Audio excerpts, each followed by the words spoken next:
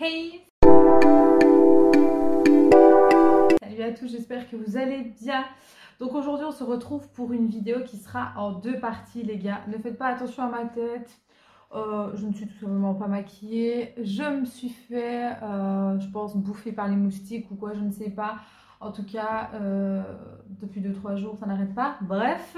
Je ne me suis pas cassé la tête à me préparer parce que ce sera une vidéo complètement blabla, oui, complètement. Comme vous l'avez vu, on va parler piercing et tatouage, on va faire un petit update parce que je me rends compte que je n'en ai absolument pas parlé ici sur YouTube, j'en ai parlé sur Insta et sur TikTok. D'ailleurs, si vous ne me suivez pas, tout est en barre d'infos, voilà. Vous serez au courant avant ici, voilà. Donc la première partie ce sera sur les piercings. Donc je tiens déjà à dire que la vidéo risque de durer très longtemps, vraiment très longtemps, parce que je vais vraiment expliquer un peu en long en large entre guillemets. Donc je suis désolée d'avance si ça dure trop longtemps, et pour ceux que ça n'intéresse pas, vous pouvez swiper, voilà. Je n'oblige personne à regarder. Donc on va se concentrer sur les piercings. L'autre vidéo tatouage viendra après parce que en fait, pour être tout à fait honnête, j'avais déjà filmé cette vidéo-là où j'avais parlé des deux combinés. Mais la vidéo était vraiment trop longue en fait, vraiment trop longue. Et je me suis dit, c'est un peu trop d'informations. Donc on va diviser en fait. Donc voilà, comme ça, pour ceux que ça intéresse, piercing et tatouage, ben, libre à vous de regarder celle qui vous intéresse. Voilà, donc pour revenir au piercing, alors il faut savoir que je me suis fait percer dès l'âge de 16 ans. Alors, petit disclaimer. Je ne force personne à se faire tatouer ni se faire percer, chacun fait comme il veut. Vous vous percez, vous vous tatouez là où vous voulez, le symbole que vous voulez. Je m'en fous, clairement je m'en fous. Tout ce que je me demande, c'est pas de jugement aussi par rapport au piercing que je peux avoir ou ne plus, ou les tatouages, les significations que ça peut avoir ou quoi que ce soit, parce que c'est propre à chacun. Je tiens à mettre un point là-dessus, hein. C'est propre à chacun, surtout pour les tatouages. Moi personnellement, le 3/4 de mes tatouages ont une signification personnelle. Donc les jugements, voilà. Au moins c'est clair. Bref, donc au niveau des piercings, donc comme je disais, je me suis fait percer la première fois à 16 ans, sous l'accord de ma mère, hein, bien évidemment, parce que je ne veux pas chez le tatoueur et chez le perceur, allez vas-y fais-moi des trous, non pas du tout. Donc sous l'accord de ma maman, donc ma maman n'était pas très emballée à l'époque, parce que bon, voilà, c'était pas trop son truc, avec paroles et vous connaissez, hein, j'ai quand même réussi à avoir donc mon piercing. Donc de base, celui que j'étais partie pour faire, c'était le fameux tragus de base, retenez bien ça. Donc arrivé à mes 16 ans, je dis donc à ma mère que voilà, je suis toujours open pour me faire un piercing, parce qu'il faut savoir que je la travaillais déjà depuis l'âge de 14 ans, hein. Déjà à 14 ans je brimais déjà pour avoir un piercing, donc imaginez le bordel, hein. Donc ne faites pas des piercings trop jeunes les amis, franchement un conseil, vraiment. Prenez le temps, parce que vos idées de 14 ans ne seront peut-être pas les mêmes que plus tard, franchement, et je parle en connaissance de cause. Bref, donc à 16 ans, ni deux, je dis à ma mère, voilà j'ai 16 ans, je veux mon piercing, etc. Donc un petit peu contrainte, hein, de le faire, parce que bon, elle m'avait promis, hein, donc voilà. Donc on y va, donc on va chez le perceur. Ma mère n'avait absolument jamais mis les pieds là-dedans. Moi j'avais déjà été un petit peu faire du repérage et tout, hein, vous connaissez. Et donc ma mère connaît pas le milieu du tatouage, du piercing. Elle rentre dans un shop, donc moi je viens de Liège, hein, donc j'avais été sur Liège, Galerie Opéra à l'époque. Et ma mère un peu choquée de l'environnement, qu'on ne connaît pas trop, enfin pas trop à l'aise là, enfin vous connaissez, hein. Donc je viens, je dis que voilà, je veux un piercing au niveau de l'oreille et tout, et puis donc il y avait quelqu'un avant moi, donc voilà, je laisse faire ce qu'ils ont à faire. Donc pendant ce temps-là, je ziote un peu ce qu'il y a au niveau des piercings et tout, et là, changement de programme total, dernière minute, je dis que je ne veux plus celui au niveau de l'oreille, je veux celui au nombril. Vous connaissez cette période où le 3/4 des filles, en tout cas une bonne partie des filles de l'époque, bien évidemment, avaient le fameux piercing au niveau du nombril, hein, c'était la mode, c'était il fallait avoir le piercing au nombril. Bref, Donc voilà, décidé de faire un piercing au nombril. Donc j'ai dit à ma mère, écoute, je change, je vais faire un piercing au nombril. Elle me dit, t'es sûre, hein, avec les pantalons et tout. Enfin, pas trop d'accord, mais bon, elle me laisse faire quand même. Donc allez, vas-y, hein, on fait piercing au nombril. Donc ça a été mon tout premier piercing, celui au nombril. Alors niveau douleur, les gars, je ne m'en rappelle absolument pas parce que j'avais 16 ans à l'époque, j'en ai bientôt 29. Voilà, donc je ne me rappelle absolument pas. Ça a été très vite, je me rappelle que ça a été très vite, ça oui, donc j'étais couchée, hein, elle me fait le poids avec la pèse et tout ça. Donc ça a été mon premier. Vous vous doutez bien que ce n'a pas été le dernier. Le mois qui a suivi mon anniversaire, donc je suis née en juillet, le mois qui a suivi, donc au mois d'août, je demande donc à ma mère pour me faire un deuxième piercing. Bon, elle me dit que ok, donc le piercing que j'ai tant voulu avoir et que je n'avais pas fait au début parce que ne connaissant pas la douleur des piercings, j'avais préféré ne pas le faire celui-ci en premier, donc c'est celui de la langue. Donc à l'époque, il n'y avait pas encore de piercing Venom, il n'y avait pas encore le Snake et tout ça, ça n'existait pas en fait, enfin, du moins il y avait pas, on n'entendait pas parler, ça existait peut-être mais moi j'en avais jamais vu, bref. Parce qu'à l'heure d'aujourd'hui, je dois dire que s'il y aurait eu tout ce que je savais, je pense que j'aurais fait le Venom. Donc le Venom, pour ceux qui ne savent pas, c'est deux piercings en fait. Donc à la place d'avoir le central, vous en avez deux sur les deux muscles, si on peut dire ça comme ça. Parce que je trouve qu'il est très joli, enfin bref, voilà. Donc, parti pour faire le piercing à la langue, allez, vas-y, donc on y va, toujours dans le même shop. Hein. Donc, ce que je me souviens, c'est qu'on vous donne un espèce de truc à boire pour endormir la langue et la paroi, je suppose, je sais pas. Donc je bavais, on aurait dit un escargot, c'était magnifique. Bref, donc allez, elle me fait le poids, je regarde, bah, moi ça me semble bon, hein, je suis pas professionnelle, donc allez, vas-y, c'est ton taf. Hein. Donc elle me le fait, ça a été très rapide, je me souviens. Niveau douleur, il me semble pas que j'ai souffert, en tout cas ça m'a pas marqué, donc si ça m'a pas marqué, c'est que c'est passé easy. Par contre, j'avais l'impression d'avoir un steak au niveau de la bouche, c'était infernal, enfin c'était horrible quoi, en plus je zeuzotais, je bavais, enfin le temps que ça se réveille quoi du coup, hein. Je n'ai plus zeuzoté du tout après, franchement, donc j'avais peur de ça, mais plus du tout. Donc on m'avait dit ouais pendant plus d'une semaine tu vas manger de la soupe, alors comment dire, moi j'ai forcé la chose, j'ai mangé, j'ai mangé au calipo, donc les fameuses glaces sucrées là, enfin glaçons quoi. J'ai mangé ça, mais tout le temps les gars, mais encore bien que c'était en période d'été, hein, je vous rappelle que c'était au mois d'août. Donc j'ai mangé ça, donc forcément le froid a peut-être accentué ou a accéléré plus le fait que ça se dégonfle. Et c'est vrai qu'au bout du troisième jour, easy, je pouvais manger tranquillement. D'ailleurs le troisième jour, je me rappelle avoir été manger McDo. Voilà, ça m'a marqué ça. Et je n'ai pas eu de problème. Donc j'avais la prothèse normale. Au bout d'un peu plus d'un mois, je crois que c'était 6 semaines, je ne sais plus. Moi, j'ai changé les boules. Je n'ai jamais gardé les boules en métal. Il en était hors de question pour moi parce que j'ai une phobie pour mes dents. J'ai trop peur en fait. Donc, il était hors de question pour moi de garder les barres, enfin les boules en métal. Donc, je les ai mis d'office en plastique. J'ai essayé de mettre la barre en plastique. Non, franchement, non, ça, je n'arrive vraiment pas. Donc, du coup... celle qu'on vous met de base, en fait, il me semble, si je dis pas de bêtises, mais je vous dis, ça remonte à très loin, c'était une 10 mm, je ne sais plus, il me semble. Et moi, du coup, j'ai demandé pour avoir une plus grande, en fait, parce que ayant, bon, une assez grande mâchoire, je veux dire, entre guillemets, la 10 me gênait un peu, enfin, elle me serrait, j'avais l'impression, donc j'ai mis une 12, si je dis pas de bêtises. Donc, c'est vrai que j'ai l'équivalent d'une très grande barre. Et ça me va très bien, parce que qui grande barbe, et grande gueule. Voilà. Bref. Donc voilà, donc depuis l'âge de 16 ans, j'ai mon piercing à la langue. Il ne me gêne absolument pas, je l'oublie. Au début, je pensais que j'allais jouer avec, en fait, comme on fait, et en fait, pas du tout. J'ai été agréablement surprise.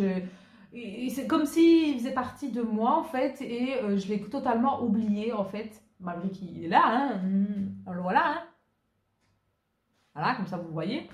Je l'ai complètement oublié, honnêtement, même encore à l'heure d'aujourd'hui, j'y pense pas du tout. Par contre, quand je l'enlève pour le nettoyer ou changer les boules, parce que je change régulièrement les boules quand même, En fait je me sens nue.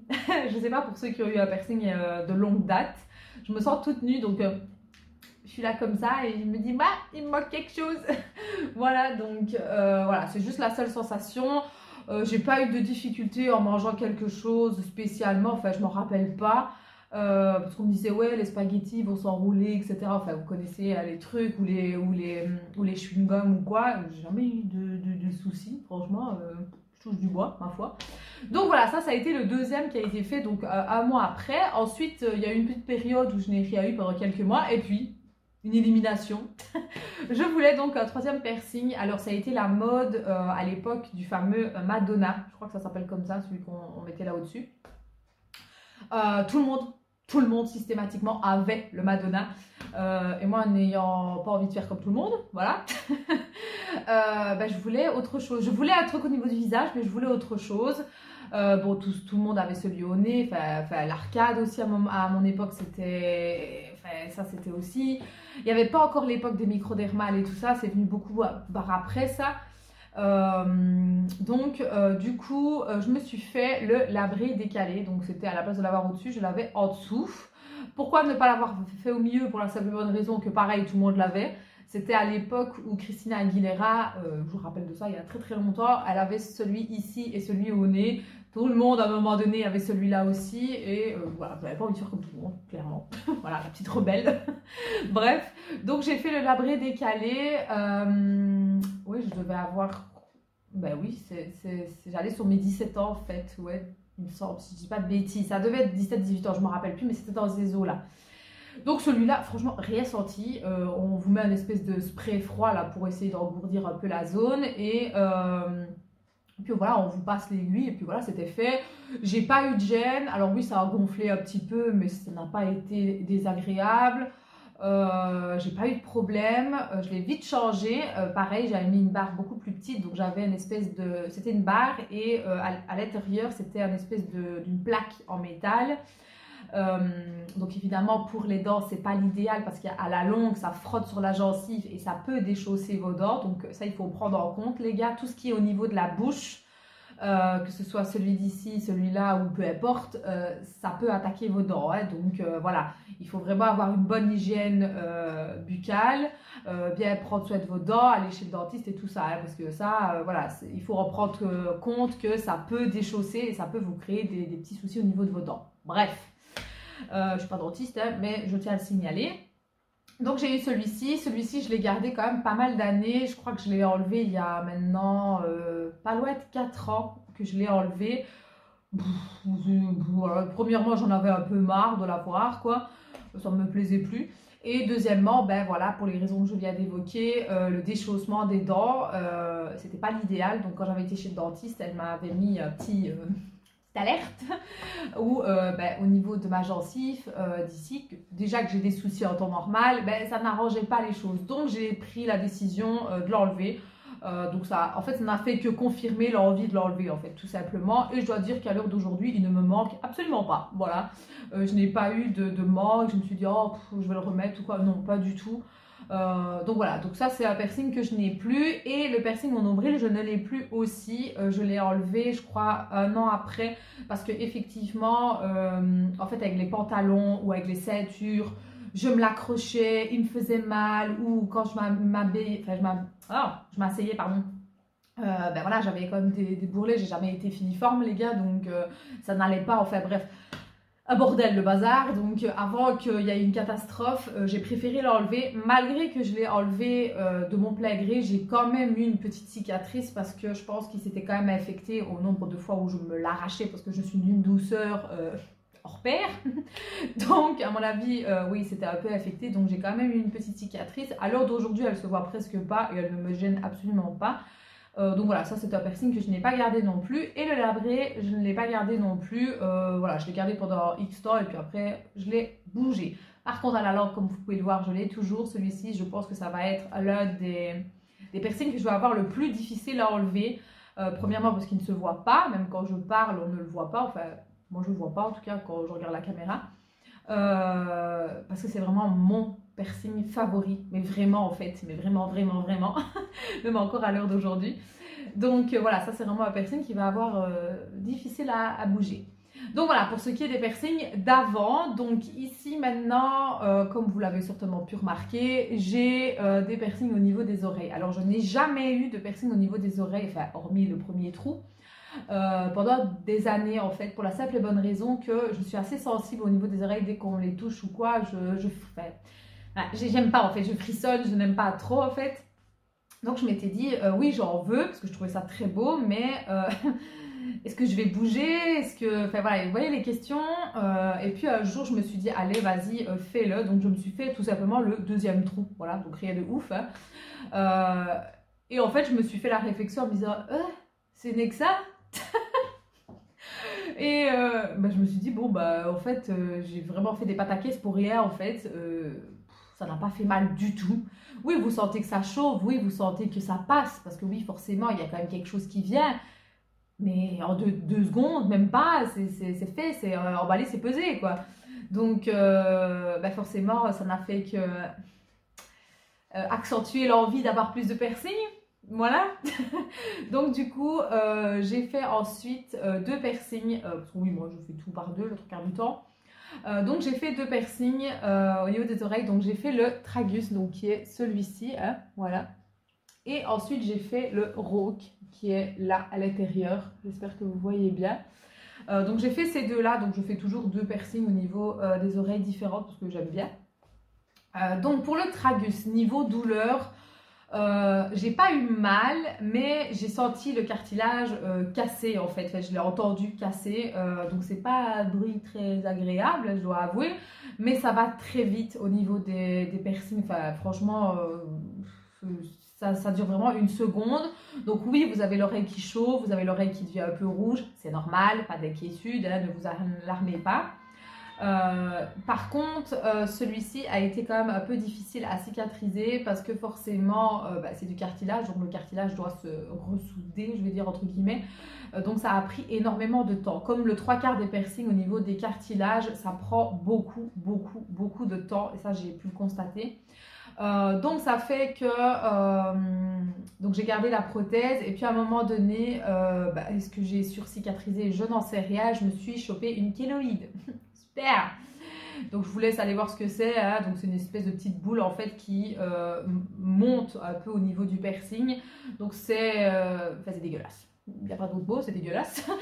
Donc j'ai chopé ça, donc que j'ai commencé à redésinfecter, produits filles, crème, vraiment la totale, jusqu'à ce qu'elle disparaisse tout simplement. Et quand elle a disparu, j'ai été au shop et je me le suis changé directement parce que je soupçonnais le fait d'avoir gardé la prothèse qui posait problème en fait. Et effectivement, voilà, en fait, moi je pense au niveau de mes oreilles, dès que j'ai le malheur de garder trop longtemps la prothèse, à un moment donné, mon oreille ne la supporte plus, j'ai l'impression, donc me fait savoir qu'il y a un souci. Et vous allez comprendre pourquoi par après, pourquoi je dis ça. Donc j'ai été au shop et je lui ai demandé de me la changer, de mettre toujours le même modèle mais plus petit et avec un strass. Donc depuis que je l'ai, je n'ai plus rien eu les gars, je n'ai plus eu d'infection, je n'ai plus eu de kéloïde, je n'ai plus rien eu du tout. Donc ok, il faut que la prothèse soit plus grande parce qu'au moment du perçage vous allez gonfler et ça va durer pendant quelques jours, c'est normal. Donc c'est normal qu'on vous met un peu plus grand pour justement que ça ait la place nécessaire, mais après il est vraiment conseillé de changer la prothèse en fait, en tout cas pour les personnes comme moi qui ont des soucis à ce niveau-là. Donc moi, c'est ce que j'ai fait, donc je n'ai plus rien eu et c'est sans regret. Au niveau du rauque, je dois dire que lui par contre, il a cicatrisé comme ça. Il m'a pas ennuyé, je désinfectais sans problème, j'ai pas eu de soucis. Bon, il avait gonflé, ce qui est normal, hein, mais je n'ai rien eu. Niveau douleur, franchement, ça ne m'a pas marqué, donc c'est que ça a été. Pourtant, c'est quand même une zone assez, assez épaisse, hein, comme vous pouvez le voir, c'est juste là à l'intérieur. Voilà. Donc la barre, c'est une espèce de barre banane en fait, comme celle qu'on mettait à l'arcade. Donc elle était beaucoup plus grande forcément. Donc là, pareil, j'ai été changée. Au départ, j'hésitais à mettre un anneau, puis pour finir, j'ai quand même remis une barre banane. J'aime mieux. Et donc j'ai mis une plus petite, tout tout simplement pour pas que ça descende de trop. Donc ça c'est ok pour ces deux-là. Ensuite, je voulais donc deux autres encore. Donc j'ai fait encore deux autres aux deux oreilles différentes. Donc j'ai fait l'hélix ici.